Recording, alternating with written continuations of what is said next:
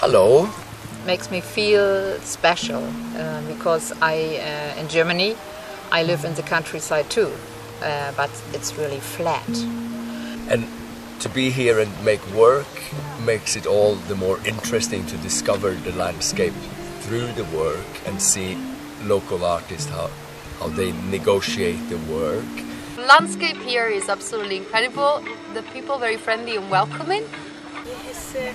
پیوستگی عمیق، یه حس مادرانگی عمیق داره این منطقه که شاید حالا جاهای دیگه کمتر داشته باشه. And we work hard a lot too because there's a lot of hiking, because there's a lot of beautiful places that we have to see. Yeah. همیشه من یاد این شعر میندازه که میگه شاخه ها را گر جداییشان غم است، ریشه هاشان دست در دست هم است. درخت کهنسالی داره اینجا که عمرش به 2000 سال میرسه و این برای من واقعا لذت بخشه. حس بسیار خوبی به من میده. A very particular situation, a very particular culture, and all the work is rooted in that. That is something that is quite unknown to me.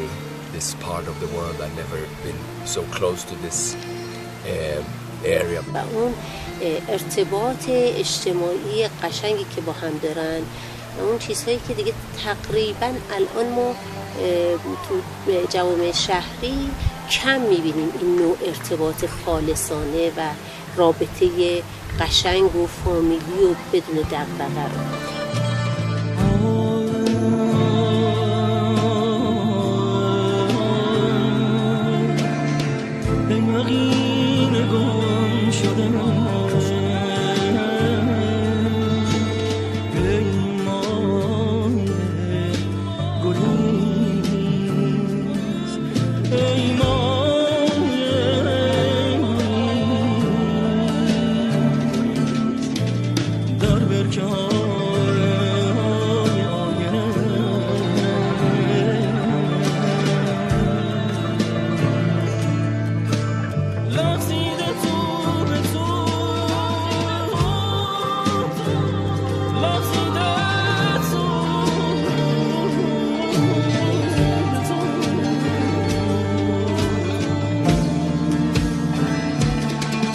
بلوط، درخت بلوط داستان زیاد داره. انقدر داستان زیاد داره که من خودم هم یه داستان دارم اونجاش.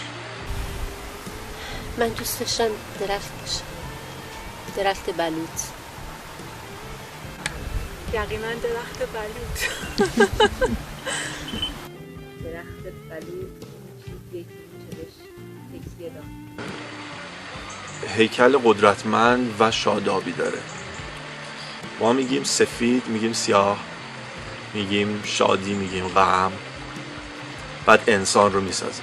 انسان رو انتخاب میکنم. I want to be a butterfly because a butterfly can fly high and close to the landscape. But let's hummingbird. A piece of feather. Oh. Yeah, it's light. It can fly in a sense, and it is free. So I want to be that feather, a very beautiful feather. I always envied the birds for the possibility to fly, and I envied the trees for their stillness, and I envied the mountain for the eternity.